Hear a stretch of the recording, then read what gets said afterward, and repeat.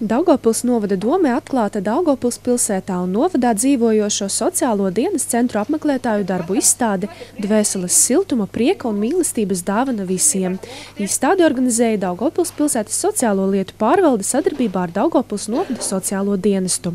Novada sociālā dienesta un sociālo lietu pārvaldes struktūrām sadarbojoties, visa gada garumā tāpa vairākas izstādes un sadarbības pasākumi.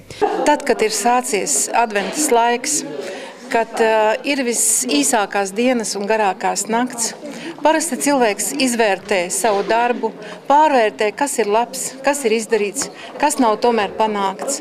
Un viens no pirmajiem soļiem Daugavpils novada sociālajiem dienestam ir sadarbība ar Daugavpils pilsētas sociālo lietu pārvaldi.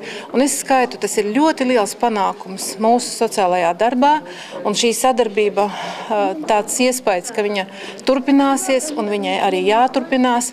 Un mēs iesākām šo sadarbību ar to soli, kur cilvēki, kam ir īpašas vajadzības, kam ir vairāk mājas, dzīvesveids, ar to darbiem, kas tiešām ir skatāmi, patīkami, gaiši un skaisti, ar to cilvēku darbiem, kam ir radošās idejas, kam ir darbīgās rokas, gaišais prāts un domas, gan bērnu darbiņos, gan vecāku cilvēku darbiņos. Un tas ir tas laiks, kad cilvēks var to apskatīt un iegādāties. Un tas paliek uz piemiņu uz visu mūžu. Un šī sadarbība turpināsies. Un mēs arī ar sociālo lietu pārvaldi pārunāsim arī citus pasākumus, ko mēs varam rīkot kopā, kā mēs varam sadarboties, jo tikai vienā komandā darbojoties mēs varam dot labumu gan novadam, gan pilsētai. Un tas ir mūsu darbs. Sadarbības ietveros Daugavpilī notika labdarības akcija Laimīgā ģimene, arī Latgalē pirmais sociālais fórums. Mēs to organizējām arī kopā, tā bija sadarbības pasākums liels un pirmais Latgalē par dažādiem sociālajiem jautājumiem un bija fórums starp sociāla darbiniekiem un klientiem. Bet nākt Ziemassvētki un svarīgi, lai Ziemassvētki būs katra ģimene un katram cilvēkam gan pilsētā, gan novadā. Sakarā to mēs ar Aņitu sarunājās, ka mēs sāksim šo izstādi šeit, Daugavpils novada domē un turpināsim visu nedēļu.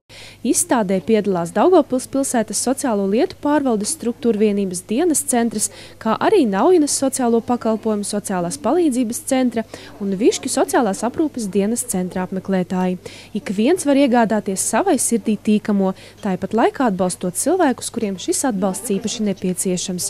Izstādē var iegādāties pašgleznotas un darinātas glezniņas, fotorāmjus, dekoratīvos vainagus, māla izstrādājumus, rotaļlietas, tamborējumus, pašdarinātas rotas, kā arī dažādas Ziemassvētku apsveikuma kārtiņas.